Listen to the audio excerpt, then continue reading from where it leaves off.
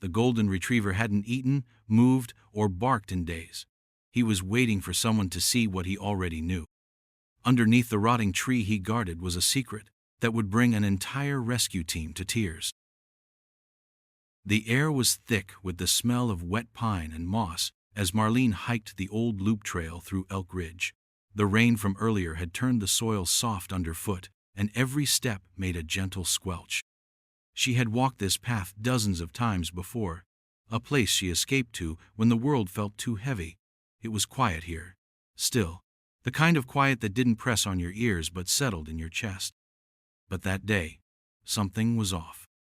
About halfway through the trail, where the forest opened slightly into a shallow gully littered with fallen logs and ferns, she saw him, a golden retriever, sitting motionless on one of the thicker logs. His coat was streaked with mud, his fur tangled with burrs and twigs. At first, she thought he might be a statue, the way he sat so still. Upright, ears back slightly, head low, eyes locked on the forest floor. Marlene slowed her pace. Her boots crunched softly on gravel, and when the sound reached the dog, his ears twitched, but he didn't turn. Just sat there, breathing slow and steady like he'd been carved out of earth and bark. "Hey there, boy," she called gently. No response. She stepped closer, cautious. The dog's back rose and fell, and his tail didn't wag. Still no movement, just those amber eyes staring downward.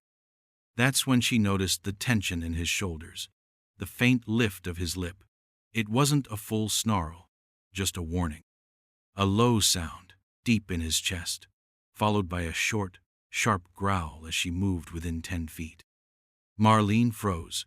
She'd met her share of lost dogs, even scared ones. But this felt different. Not fear, not anger, a kind of resolve. Like the dog wasn't protecting himself, but something else. Something under that log, something she couldn't see. She held up her hands slowly, palm out. Okay, I'm backing off." The growl stopped, but the stare remained. The dog didn't flinch, didn't move, just kept watching the earth. Marlene took a few steps back, heart beating faster than she'd expected. She turned, walked a good distance up the trail, then pulled out her phone. She wasn't sure what to report exactly. A stray? A lost pet? She hesitated, then said it out loud, just to test the words. "There's a dog. He's sitting on a fallen tree, and I think he's guarding something." The dispatcher on the other end asked her to repeat herself. She did. They said they'd send someone to check it out. Animal control. Maybe a forest ranger. Marlene hung up and glanced back. The dog was still there, still watching, still waiting. She couldn't say why, but something in her chest felt heavy as she turned and walked away. Not fear, not confusion. Something sadder. Something that whispered the dog had been sitting on that log for a long time, and whatever was under it wasn't ready to be forgotten. The rain came heavy that night, turning the forest trails into a network of thin, muddy streams. Water dripped from the pine branches and pooled in the mossy hollows. Morning came with a low gray sky, and still, the dog stayed. The first jogger saw him at sunrise. Same place, same log. He paused to take a picture but didn't get too close. The way the dog sat there, soaked through but not shivering, just staring down like he was expecting something to happen, made the man uneasy. He posted the photo online with a caption, "Dog out in the woods, not moving, kinda haunting." By noon, a family on a weekend hike passed the spot. The little boy tugged at his mom's sleeve and asked why the dog looked sad. The mom crouched to offer a piece of granola bar. The dog didn't even blink. His gaze never left the edge of the log. On Sunday, it rained again. Cold rain this time. A front had moved in, dropping the temperature into the low 40s. Nobody should have been out in that kind of weather. Not a child, not a hiker, not a dog. But the golden retriever hadn't moved. By Monday morning, people were starting to talk. A woman who ran a bird-watching blog posted a short video of the dog. He looked thinner now, his golden fur matted to his frame, water dripping off his ears. She wrote, "He's waiting. I don't know for what, but it's breaking my heart. That afternoon, someone finally called animal control. They sent Officer Dana Mendez. She was used to skittish animals, stubborn ones, even angry ones. But this was something else. The forest trail was quiet when she arrived. She parked by the ranger gate and hiked the half-mile in. The air was still and wet. Everything smelled like damp bark and pine needles. She spotted the dog right where the caller had said he'd be, perched on the fallen log, tail wrapped around his body, head low, eyes focused. Dana stopped a good distance away and crouched. She spoke softly. "Hey there, boy. You lost?" No reaction. She unwrapped a protein bar from her vest and held it out, keeping her voice calm. "You hungry?" The dog flicked his ears but didn't lift his head. She took a few careful steps closer, crunching over wet leaves. "You're cold. I've got a warm truck just up the hill. Comfy blankets. Real food." Nothing. Not a growl, not a wag. Just the same deep stare at the base of the log. Dana paused and followed the dog's gaze. The spot he was looking at wasn't random. It was precise, focused. Not the whole log, just a part of it, where the bark had rotted through and dipped into a soft patch of dirt and roots. She pulled out a leash from her pouch. "All right, buddy, let's get you out of here." She stepped close enough to gently loop it over his neck. The dog didn't run, but when she pulled lightly, encouraging him to stand, he resisted, dug his paws into the soft ground. His body was shaking, not from fear, but from effort. He wasn't going anywhere. Dana sighed and knelt beside him. Up close, his eyes told the truth. This wasn't a dog who had lost his way. This was a dog who had found something, and he was staying until someone else saw it too. Officer Dana stayed crouched beside the golden retriever, rain dripping from her hood, the leash loose in her hand. The dog didn't fight. He didn't run. He just sat there, soaked and silent, eyes locked on that one sunken part of the log like it held the center of the world. She followed his gaze again, this time leaning forward, brushing aside a clump of wet leaves. Her fingers touched the bark, soft and spongy, rotting from the inside out. She pushed gently, and a piece broke away with a dull snap. Beneath it, the hollow log opened into darkness. That's when she heard it. At first, she thought it was the wind, just a trick of the forest, the way it whistled through the trees when no one was talking. But then she heard it again. A sound. Tiny, weak. A cry. Her heart jumped hard in her chest. She froze, held her breath, and leaned closer to the opening. The sound came again, barely more than a whisper, something between a whimper and a sob. A sound no animal makes, a sound that didn't belong to the forest. Dana's hand flew to her radio. Her voice shook, but she forced it steady. "This is Officer Mendez. I need immediate backup. Possible child in distress, trapped under debris. Sending coordinates now." She looked at the dog, and for the first time, his eyes met hers. He didn't blink. He didn't move, but the message in his eyes was clear. Finally, within 20 minutes, a search and rescue crew arrived, boots pounding the trail, gear rattling as they came down the slope. Dana waved them over and stepped back. The dog didn't react to the commotion. He didn't flinch when the men surrounded the log, set down their shovels, and began clearing away branches and muck. He just sat there, still as a statue, soaked through but unshaken. A young volunteer tried to gently push the dog back. He let out a warning growl, low and deep, not out of fear, but as if to say, "Careful, you're late, and I've been here the whole time." Dana stepped in. "Let him stay. He's not in the way. He's the reason we're here."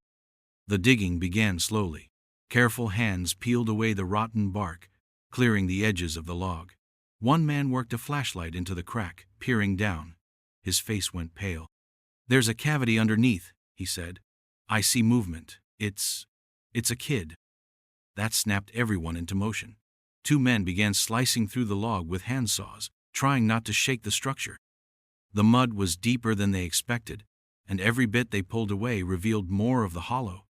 The whimpers were louder now, weak, but steady.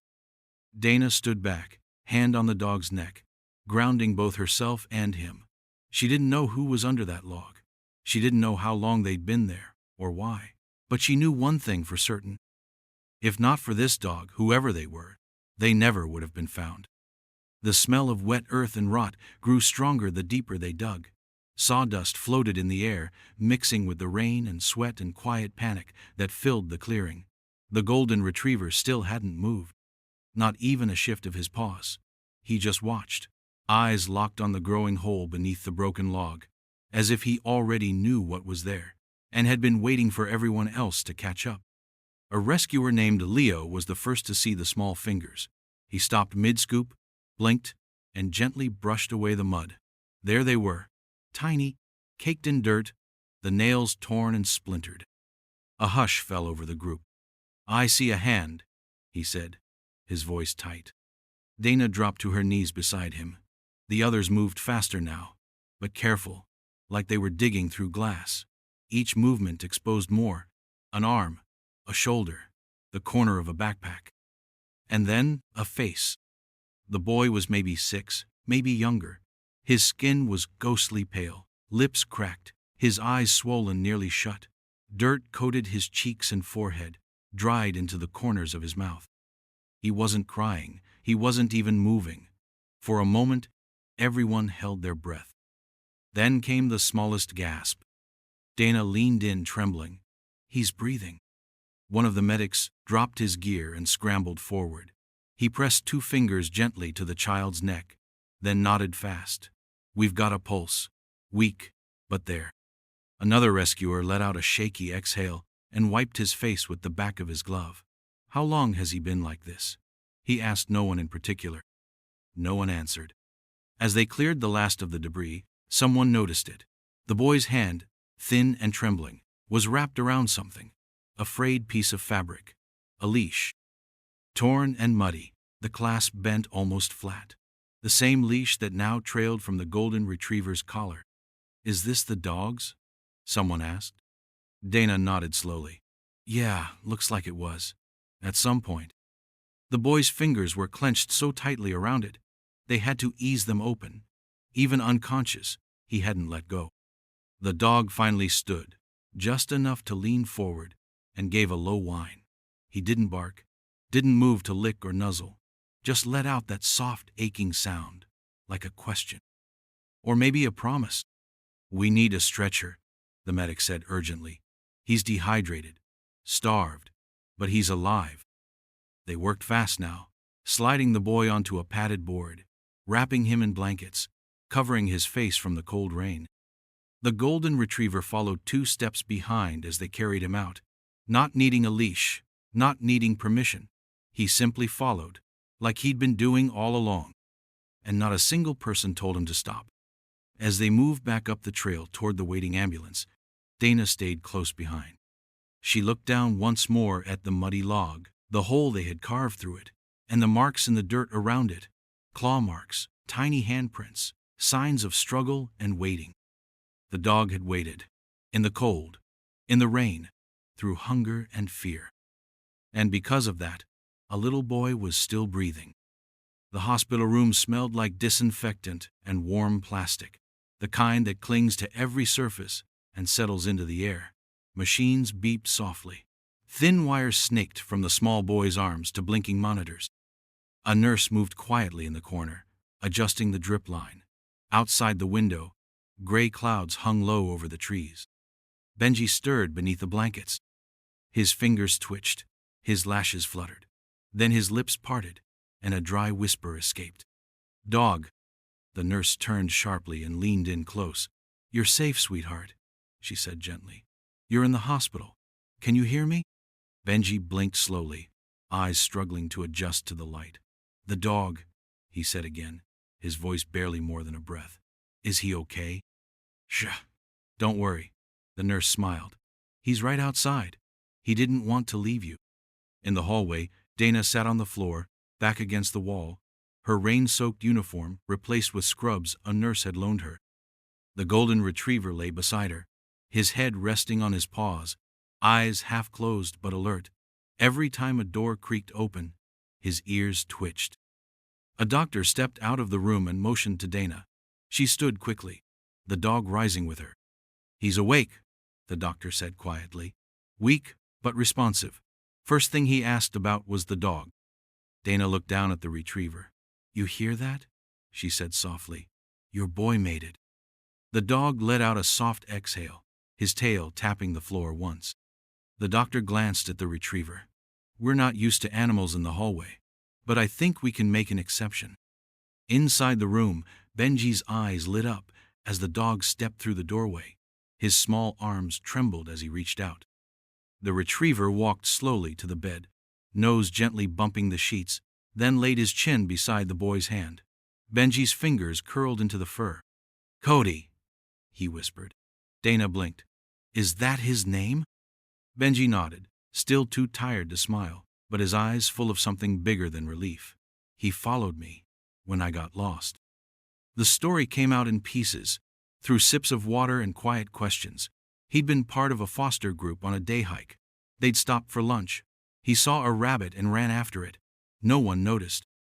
By the time he realized he couldn't find the trail back, it was too late. Cody had been behind him, no leash, just there, like he'd chosen Benji over everything else. "We slept under trees," Benji murmured. "He let me use his belly like a pillow. When I cried, he licked my face."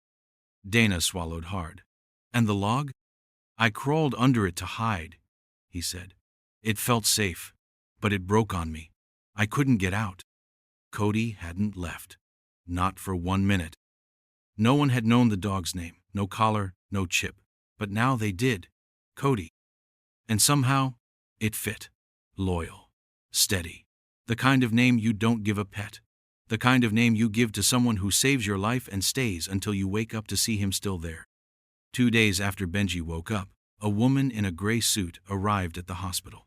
She wore glasses that slid down her nose when she looked at her clipboard and carried a manila folder so thick it had a rubber band around it. Her name was Evelyn Marks, from Child Protective Services. She smiled gently when she entered the room, but Dana could tell she was already tense. Benji was sitting up, sipping juice from a bendy straw, Cody asleep with his head on the bed. The boy looked better, color in his cheeks again, though he still didn't talk much. Evelyn stood in the doorway for a long moment, just watching. Then she stepped forward, cleared her throat softly, and introduced herself. Dana met Evelyn in the hallway afterward.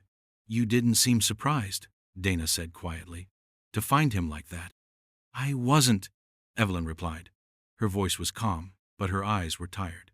"The real surprise is that he's alive." They found a quiet corner by the vending machines, and Evelyn opened the folder. She showed Dana a list of placements. Benji had bounced between 4 foster homes in 2 years.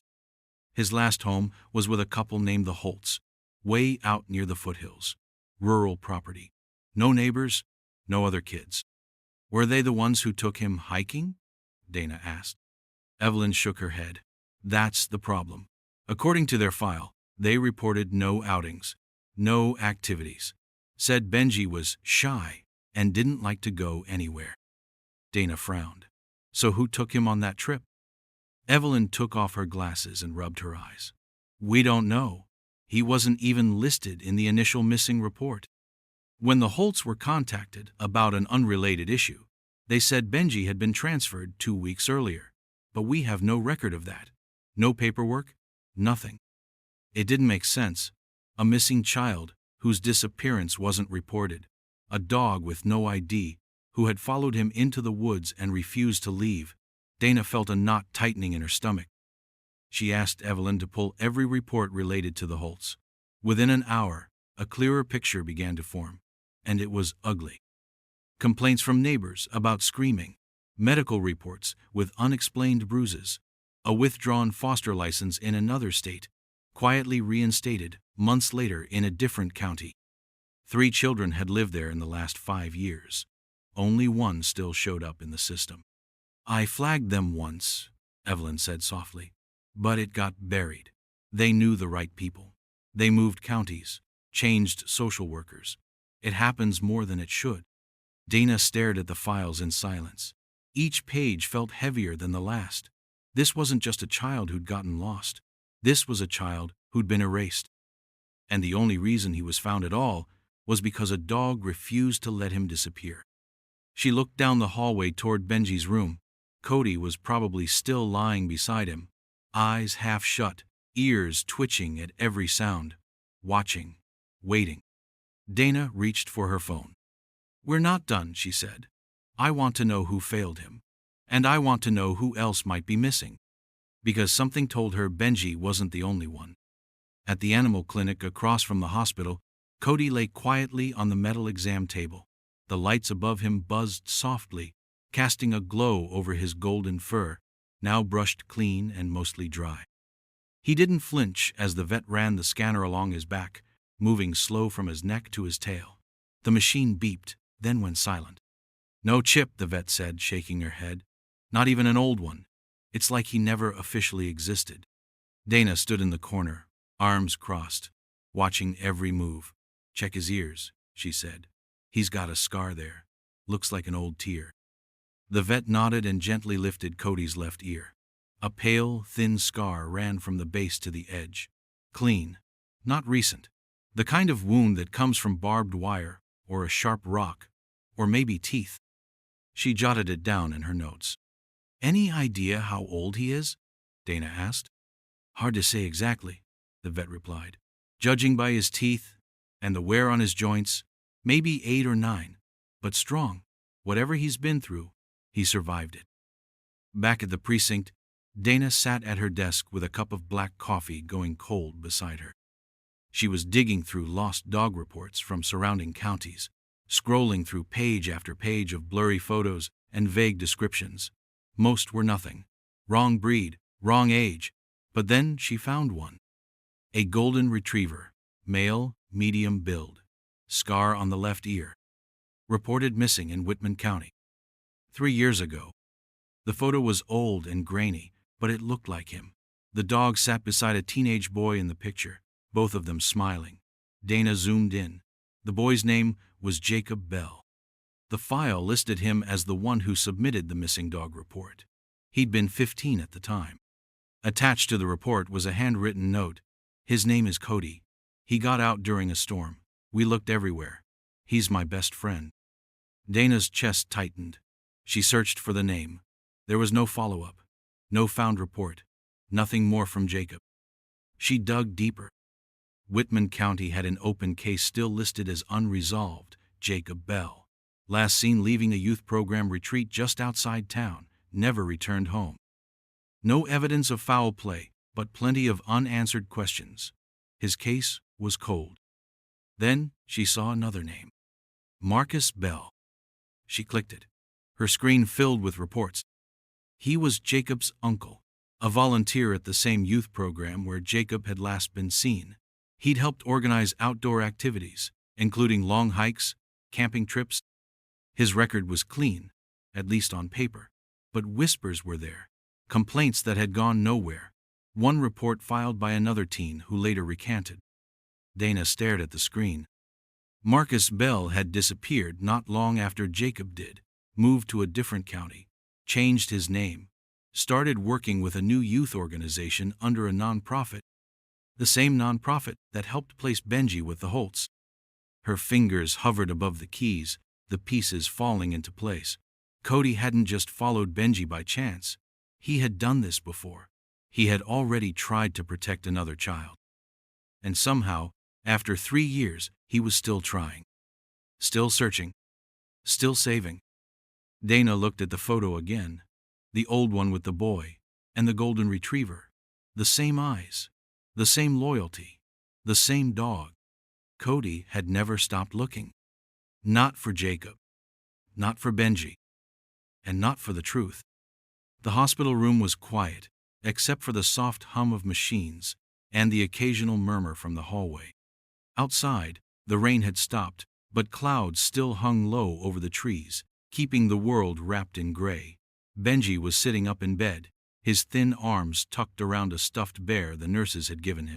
He looked stronger, but his eyes still carried that faraway look, like a part of him hadn't come back yet. Dana stepped in with Cody at her side. The golden retriever trotted gently to the edge of the bed, tail swaying once before he settled beside the boy. His head rested on the mattress. Benji dropped the stuffed bear and buried his fingers in Cody's fur. The boy didn't speak at first, he just held on. Like touching Cody helped everything stay real. Dana pulled up a chair, sitting close but not too close. She let the silence stretch for a moment. Then she spoke softly. "Benji," she said, "I need to ask you something. You don't have to answer right now, but when you're ready, I need to know what happened. How you got lost." Benji's grip tightened on Cody's fur. "I know it's hard," Dana added, "but Cody helped you. Maybe you can help him too." Benji's lips trembled. He kept his eyes on the dog. Minutes passed before he spoke. "We were on a walk," he whispered. "I don't know where. Just trees everywhere." "Were you with the Holts?" Dana asked gently. Benji shook his head. "No, a man came. He had a big truck. He said we were going on a trip. Just the two of us. He said it was a surprise." Dana leaned forward. "Do you remember his name?" Benji hesitated. "He said he worked with the people who helped find homes. Like a teacher. He told me we were playing hide and seek." Dana felt her stomach twist. "He told me to hide.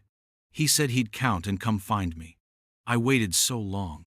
Her throat tightened, but she kept her voice steady. "And Cody?" Benji looked down at the dog, his hand still gently rubbing his ears. "He followed me. I didn't even know he was there at first. But when it got dark, he stayed with me. He curled up next to me. Every time I cried, he licked my face." Dana wanted to scream. Instead, she reached out and gave the boy's hand a squeeze.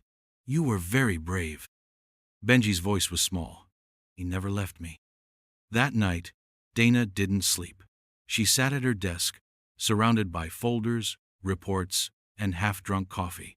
The name Marcus Bell kept flashing across her thoughts, like a warning light. The man had slipped through systems before, under different names, different programs. Now, he'd nearly done it again.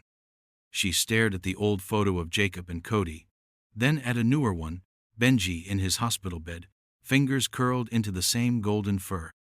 Cody had found both boys. She didn't believe in coincidences anymore. Somewhere in those ashes of missing files, broken reports, and covered-up complaints, a trail was waiting. Cody had been following it for 3 years. And now, so would she. It started the day they brought Benji home from the hospital. Dana had offered to help settle him into the emergency foster placement. A kind woman, named Martha, who lived in a quiet cabin just outside town. Martha had raised 3 boys of her own and was no stranger to hurt children. Her place was warm, filled with books and handmade quilts and the smell of something always baking. Benji seemed okay at first, quieter than most kids but calmer with Cody always close.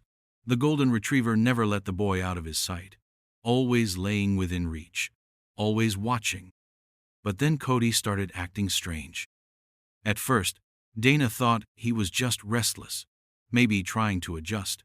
But it wasn't just restlessness, it was purpose. He would pace near the back door, nose pressed against the screen, tail stiff, ears up. When certain cars passed by the house, he would stand abruptly, tense and growling, even though he'd never shown signs of aggression before. Then he started pulling toward the woods. Every time Dana came by to check on them, Cody would circle her patrol car, then trot down the dirt path behind the cabin, stop, look back, and bark. Not just any bark, sharp, demanding. As if saying, "Come on, why are you taking so long?" On the 3rd day, she followed. The trail wound through ferns and tall grass, damp from the rain. Cody moved fast, but not too far ahead. He kept turning, checking that she was still behind him. The farther they went, the more the air changed. It smelled like ash and something else, old rot and wet earth. That's when Cody stopped. He stood at the base of a tree with a wide trunk, nose low to the ground. Then he started to dig. Dana dropped to her knees beside him. "What is it, boy?" The soil was soft, disturbed. Not fresh, but not untouched either. She helped him dig, fingers clawing through dirt and dead leaves. Then her hand hit plastic. A trash bag. It was knotted tight, heavy. She opened it carefully, her heart in her throat.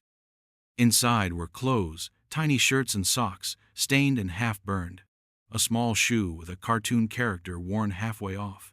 Ashes clung to the fabric. Dana's hands shook as she reached for her radio. Back at the station, forensics worked fast. The items in the bag had traces of accelerant. Someone had tried to burn them, but the material had survived just enough. A logo on one of the shirts matched a missing child case from 2 years ago, another foster child who'd vanished on a weekend retreat. The child had never been found. Until now. Dana stared at the report. Another name, another child lost, another connection to the same youth program, the same trail. And once again, it was Cody who had found it. He hadn't just led them to Benji, he was trying to lead them to all of them, every one of the kids that had vanished without anyone looking hard enough. Cody had been following the trail long before anyone else even realized it was there. Now Dana understood. He wasn't finished. The forest gave up its secrets slowly. Each time Cody led Dana to another spot, near a crumbled stone wall, beneath an old stump, behind a rusted hunting blind, she felt the ground change, softer, disturbed. He would stop and sniff, paw at the earth, then step back and wait, like he knew exactly where to look but wanted her to see it for herself. They found more bags, not all burned, but all hidden with care. Inside were pieces of stories no one wanted to believe were true. Small shirts, faded photos, broken bracelets, and once, a child's necklace with the name Lila etched into the back of the pendant. The chain was snapped, the charm dented. Dana held it in her palm, feeling the weight of it settle into her bones. Lila had gone missing from a different county 2 years ago. Her file was buried in a stack of unsolved cases labeled Runaway. She was 7. The next bag held something different. Charred plastic, melted corners. It took the forensics team hours to piece it together, but when they did, the truth came clear. Burned identification cards. Some real, some fake. Foster documents, intake forms, even blank ID tags. Half melted but not gone. Dana stood over the evidence table, numb. One by one, the names started matching. Children from group homes, foster placements, youth retreats. Every one of them had passed through the same organization. Outward Pathways. It was supposed to be a nonprofit, a wilderness program for vulnerable youth, hiking trips, confidence-building weekends, summer camps for kids in transition. The brochures were glossy and bright. Smiling faces, testimonials from graduates who didn't exist, and behind all of it, Marcus Bell. He wasn't just a volunteer. He'd helped build it, from one county to the next, moving when questions got too loud, rebranding when the files got too thick. His record was clean only because the mess had been swept behind him at every turn. The day the FBI showed up, it rained hard. 2 black SUVs rolled into the station parking lot, windshield wipers clicking slow. Agent Nora Bennett stepped out first. No smile, no handshake. Just a tight nod. "We've been watching this for years," she said, "but we never had a trail we could follow. Not until now." Dana handed her the files. "He's been trying to show us this whole time." Bennett raised an eyebrow. "He?" Dana pointed to Cody, lying in the corner of the office, head on his paws, eyes following their every move. "That dog has led us to every piece of evidence we've got." The agent walked over, crouched low, and studied him. Cody didn't growl or flinch. He just looked back, calm and steady. "This dog found what we couldn't," she said. By nightfall, federal teams were rolling out search warrants across state lines. Shelters were raided. Camps were shut down. Hidden cabins, storage sheds, even basements were uncovered. Places no child should ever have seen. They found photos, journals, names. It was worse than anyone expected. And Cody? He had already known. For 3 long years, he had wandered the edges of trails, waiting for someone to listen. Every bark, every paw print, every time he refused to leave a spot, it had all been a map. He wasn't just a witness. He was the one digging up the truth.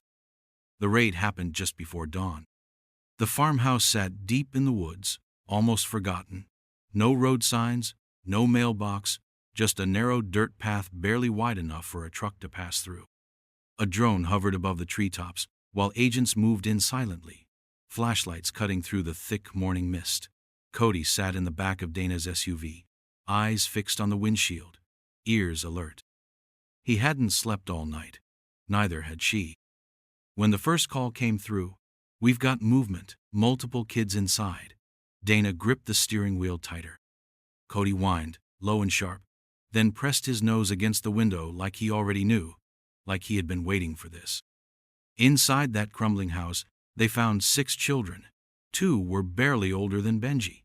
The youngest, a girl with tangled curls and a bruise across her cheek, clung to the agent who carried her out.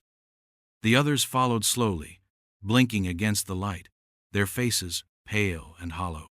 Dana met them at the edge of the property. She opened the back door of her vehicle, and Cody jumped down without hesitation. He sniffed the air, then moved toward the children, careful and calm. One by one, they reached out to touch his fur, like he was something safe in a world that hadn't been kind. One boy wrapped his arms around Cody's neck and didn't let go. The agents called it a miracle. The kids had been held there for weeks, maybe longer. There were signs they'd been moved from place to place: abandoned cabins, trailers, off-the-grid compounds. Most had been filed away as runaways, forgotten by the very system meant to protect them. But Cody hadn't forgotten. Back at the hospital, the waiting room was full. Journalists packed the lobby, their cameras flashing every time someone opened the elevator. Headlines were already spreading: "Dog leads FBI to missing children." But the truth was messier than any headline could explain. Benji sat curled in a chair with a blanket around his shoulders, his face half hidden behind Cody's body. The dog sat tall beside him, unmoving. When someone raised a camera too close, Cody turned his head and stared them down. Not a growl, not a bark, just a look. And that was enough. No one got another picture after that. Dana stood nearby, arms crossed, watching it all unfold. She didn't step in. She didn't need to. Cody was handling it the way he always had, with quiet strength and steady eyes. He wasn't trained for this. He didn't have a badge or a uniform, but he had something stronger: loyalty, instinct, the kind of love that doesn't waver even when the world gets loud and messy and cruel. He didn't move when the doctors came to check on Benji. He didn't flinch when the reporters shouted questions through the doors. He just stayed, like he had in the woods, like he had beside that broken log. Watching, waiting, guarding, because that's what heroes do. The sun broke gently over the trees that morning, casting golden light across the park. The wind moved slow through the grass, bending wildflowers just enough to make them dance. Children's laughter echoed near the swings, and somewhere in the distance, someone strummed a guitar. It was the kind of morning that felt soft around the edges, like everything was at peace. In the center of the park, just beyond the footpath where the trail dipped near the pond, stood a statue, bronze, polished, and perfectly still. A golden retriever, sitting tall on a fallen log, his head tilted slightly down, eyes fixed on the ground beneath him. His body relaxed but alert, like he was waiting for something, or someone. But the wait didn't feel sad. It felt faithful, like he'd wait forever if he had to. The plaque at the base read, "To the one who wouldn't leave, Cody, the dog who stood between darkness and the light." A boy sat cross-legged on the grass in front of it, a sketchbook open in his lap. He was older now, his arms stronger, his face fuller. A small scar ran just under his chin, barely visible unless the light hit it just right.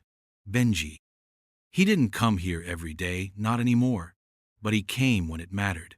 On hard days, on good days, on quiet ones like this. He would sit and draw, sometimes the statue, sometimes the clouds, sometimes just shapes. But Cody always sat beside him, his fur now graying at the muzzle, his eyes a little slower but still full of light. They stayed that way for a long time, a boy and his dog, the same way it had started. Cody no longer had to protect. No more woods, no more digging, no more standing between the world and danger. His job was done, and he knew it. But he still sat close to Benji, tail stretched out behind him, ears twitching now and then, just in case. Families passed by and paused at the statue. Some read the plaque and moved on. Others knelt beside it, touching the cool bronze as if they understood. A few had tears in their eyes. They didn't know everything, not the full story, but they knew enough that a dog had waited, that a boy had been found, that something impossible had happened in those woods. Benji reached down and scratched behind Cody's ear. "I drew your nose too big again," he said with a laugh. Cody leaned into his hand, eyes closing halfway. The world around them kept moving. Birds flew overhead. A baby cried. A jogger ran by. Life had found its rhythm again. Benji stood, brushing grass from his jeans. He closed the sketchbook and looked once more at the statue, then at the real Cody, who was watching him now with that same old calm, that same steady love. "You did good, buddy," Benji said. Cody didn't bark, didn't move. He just sighed and laid his head back down on the soft grass. He wasn't watching for danger anymore. He was just watching the world he helped save. Thank you for watching this incredible journey of loyalty and hope. If it meant something to you, give it a like and hit subscribe. There are more stories waiting to be told.